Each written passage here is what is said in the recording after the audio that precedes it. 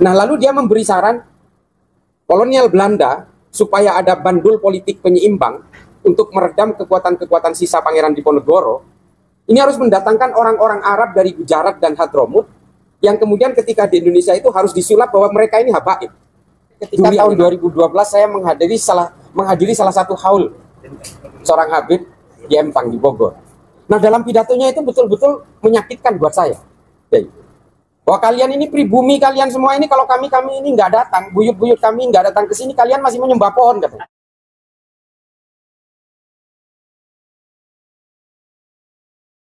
Saya hormati Gus Fuad, Kiai Imad, Abuya Mujud, terus Pak Tubagus, Jenderal Ami, kawan-kawan dari YouTuber, para alim, para ulama, para masyayikh, dan seluruh zuriyah Abu Yadim yang betul-betul saya sudah cerita waktu itu ya. Saya itu waktu kecil sama bapak saya itu pernah dibawa ke Banten terus dikasih air.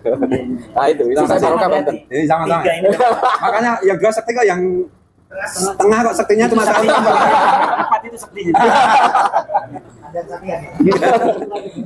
Saya sebenarnya begini, saya mau sedikit cerita gitu. Dari sejak awal saya waktu itu melawan FPI. Waktu FPI masih jaya-jayanya. Ini teman-teman dari Densus tahu betul itu. Saya diancam, mobil saya dikuntit, difoto dari belakang. Saya tahu anak kamu sekolah di mana. Ternyata setelah ditrace gitu, ternyata memang dari kelompok ini. Waktu itu saya merasa sendirian. Wah, ini ada Kiai Fuad, ada Kiai Imad. Wah, ini banyak ini yang bantu. Karena gini, ketika saya sekolah di Amerika, saya menemukan dua buku. Nah, ini dua buku itu menceritakan mengapa kok Indonesia ini berbeda dengan negara lain yang menghormati Habib itu secara berlebihan. Di negara lain nggak ada. Malaysia mungkin ya masih terpengaruh sedikit. Singapura juga sedikit karena dulu di sana ada penyebar Islam namanya Habib Nuh. Dan orang-orang Melayu terutama keturunan Bawean yang disebut orang Boyan itu juga sama seperti kita menghormati. Tapi di dalam buku itu saya agak sedikit terpengaruh juga. Di dalam buku itu disebutkan bahwa kecintaan orang terhadap yang gelar Habib ini mengapa sangat berlebihan. Ternyata ini bagian dari propagandanya Belanda. Jadi banyak buku yang menulis tentang ini, terutama adalah tentang Snoukhorgrogne. Ini adalah satu sosok yang ditulis oleh seorang ahli sejarah dari Libanon namanya Philip Hitti. Dia nulis nama bukunya ini karena dia orang Barat ya. Dia nulisnya di Amerika, nulisnya Sejarah Bangsa Arab, History of the Arabs. Di situ disebutkan ada 25 orang Eropa yang kemudian disuruh untuk pura-pura menjadi Islam, untuk mencari kelemahan Islam.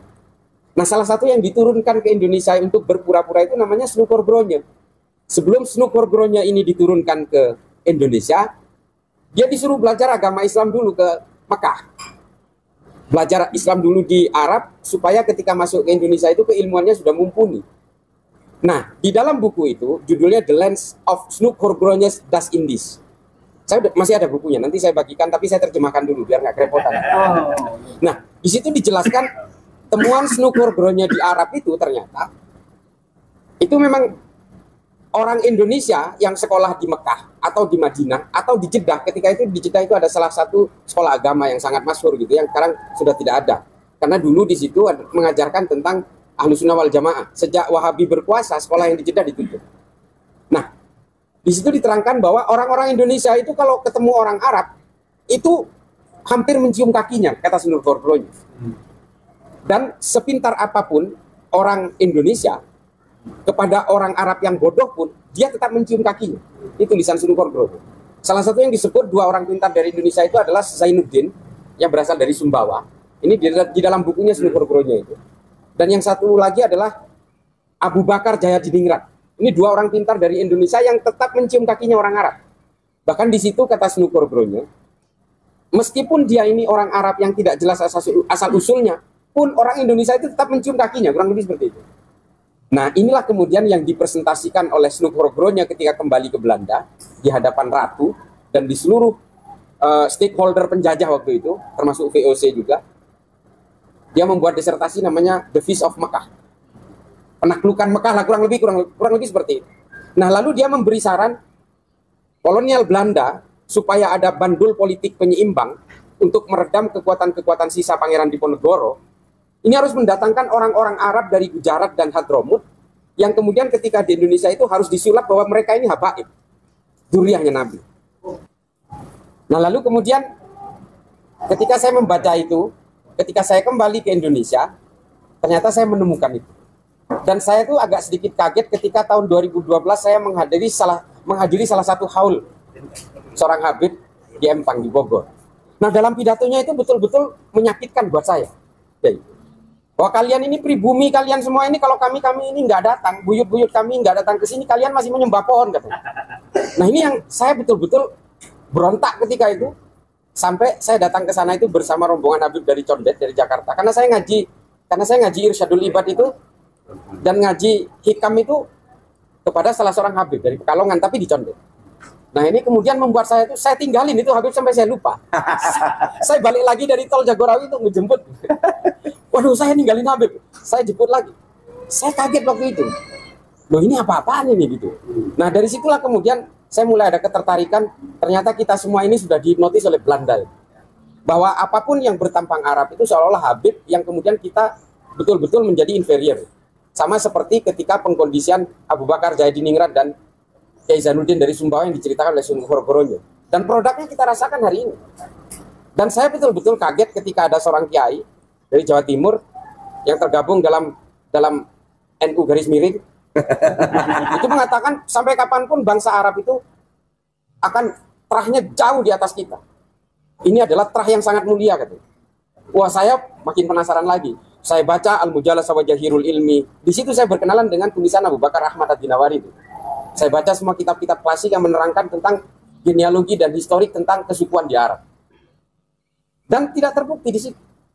Bahasa dari seorang kiai dari Jawa Timur ini ternyata memang penafsiran sepihak. Dari situ kemudian ketika muncul FPI dengan segala arogansinya, ya jujur saja saya kemudian berusaha ini harus dilawan. Kalau enggak kita itu dijajah oleh dua. Ini kalau enggak kita itu betul-betul akan terus terjajah secara fisik oleh Belanda sudah selesai, tapi terjajah secara pemikiran oleh kelompok-kelompok orang yang masih terpengaruh oleh penjajahan fisiknya Belanda. Nah dari situ kemudian saya belakangan ini saya mengikuti daunnya Kiai Fuad, daunnya Kiai Imad. Wah ini saya akhirnya menemukan satu habitat yang punya pemikiran yang sama gitu. Nah, Kiai Imad, sampean meskipun undang saya nggak bisa-bisa, tapi teman-teman di Madura mau menghadirkan jenengan. Dan sikap-sikap inferior, menyembah kaki dan sebagainya ini, itu tidak boleh kita lakukan hanya berdasarkan satu pengakuan sepihak tentang nasab, tentang suku apalagi. Karena saya juga teringat fihi mafihinya Jalaluddin Rumi. Nah, ini mungkin ada yang baca Rumi. Di situ dikatakan bahwa semua manusia, apapun agamanya, apapun sukunya, diciptakan oleh Tuhan yang sama. Itu yang selalu menginspirasi saya. Dan kalau kita baca bukunya Habib Ali Al-Jufri ya, Al-Insaniyah Qabla Tadayyun itu, keimanan kita ini kan ditentukan oleh kelahiran-kelahiran kita. Kita lahir di Banten lalu kita menjadi Islam. Kalau kita lahir di Argentina bisa jadi Katolik. Artinya kemudian kemanusiaan itu tidak ada batas. Tidak boleh dibatasi oleh keimanan dan tidak boleh dibatasi oleh persoalan-persoalan primordial lain. Kalau saya itu, dan Gus Imad ketika saya lihat videonya itu, wah ini saya pernah ketemu ini. Ya saya mau so akrab setelah ini. Saya mau so akrab kayak, wah saya pernah ketemu, saya cari nomor kontak, oh saya punya gitu. Aduh, alhamdulillah. Pernah berjajar? Pernah berjajar. Pernah jadi pembicara parlemen? Iya, cuma karena saya belum kenal waktu itu pamor saya lebih naik. Ampun Kiai. Nah ini teman-teman di Madura mau menghadirkan Kiai, nanti kita kontak ini Kiai. Siap. Ada beberapa, kalau nggak salah ada beberapa titik di Pamekasan itu. Kebetulan saya ada darah Madura. Keren. Iya. Termasuk Abah Yusuf ini ada darah Madura. Iya, alhamdulillah. Tapi Sesama Madura ya. tapi kalau saya karena minum itu Iya. dari Abuya itu. Biar pinter katanya, kata bapak saya. Ternyata ya segini-segini aja. Jenius. Ya. Masih santrinya jenengan semua. Terima kasih, itu aja yang mungkin saya ceritakan. Nanti ini buku dari yang menerangkan tentang yang saya ceritakan tadi. Itu nanti saya terjemahkan dulu, nanti saya kasihkan. Hanya 11 halaman. Inggrisnya. Kalau di Indonesia kan biasanya jadi 22 halaman. Karena bahasa Indonesia itu agak rumit. Menerangkan satu benda itu bisa bermacam-macam maknanya. Jadi saya kira itu saja. Wallahul muwaffiq ila aqwamit thoriq. Wassalamualaikum warahmatullahi taala wabarakatuh.